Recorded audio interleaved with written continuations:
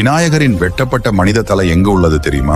இப்பொழுதும் அந்த தலை இருக்கிறது. அந்த தலை இருக்கும் இடத்தை நான் உங்களுக்கு கூறுகிறேன். உங்களுக்கு விநாயகர் பிடிக்கும் என்றால் ஒரு லைக் பண்ணி சேனலை சப்ஸ்கிரைப் பண்ணிக்கோங்க. தேவி பார்வதி குளிக்க செல்லும் பொழுது தான் உடலில் இருக்கும் மஞ்சள் கலவையால் ஒரு பொம்மையை செய்கிறார்கள். அந்த பொம்மைக்கு உயிர் கொடுத்து தன் மகனான விநாயகரை உருவாக்குகிறார்கள். அதன் பிறகு விநாயகரிடம் யாரையும் உள்ளே அனுமதிக்காதே என்று கூறிவிட்டு குளிக்க செல்கிறார்கள். பாதுகாப்பிற்காக வாசலில் நிற்கிறார் விநாயகர். அப்பொழுது சிவபெருமான் வருகிறார். ஆனால் விநாயகர் சிவனை உள்ளே செல்ல அனுமதிக்கவில்லை. இதனால் பயங்கர கோபத்திற்கு சென்ற சிவன் தன் கையில் இருக்கும் சூலாயுதத்தால் விநாயகரின் தலையை கொய்கிறார். இதை பார்த்து பார்வதி கோபத்தின் உச்சிக்கே சென்றார். உடனே சிவபெருமான் தேவி பார்வதியை சமாதானப்படுத்துவதற்காக ஒரு யானை தலையை விநாயகரின் உடலில் சேர்த்து உயிர் கொடுக்கிறார். அதே நேரத்தில் விநாயகர் உடலில் இருந்து வெட்டப்பட்ட அந்த தெய்வீக தலையை சிவபெருமான் கையில் எடுத்துக்கொண்டு பாதாள உலகத்தின் நுழைவாயிலான ஒரு இடத்தில் போய் வைக்கிறார். அந்த தெய்வீக தலை காலப்போக்கில் சிலையாக மாறுகிறது. இன்றைக்கும் உத்தரகாண்டில் இருக்கும் பாதாள புவனேஸ்வரர் குகையில் சிலையாக இருக்கிறது. இந்த சிலையை முக்கோடி தேவர்களும் பாதுகாக்கிறார்கள் என்று நம்பப்படுகிறது. ஜெய் கணேசா என்ற கமெண்ட்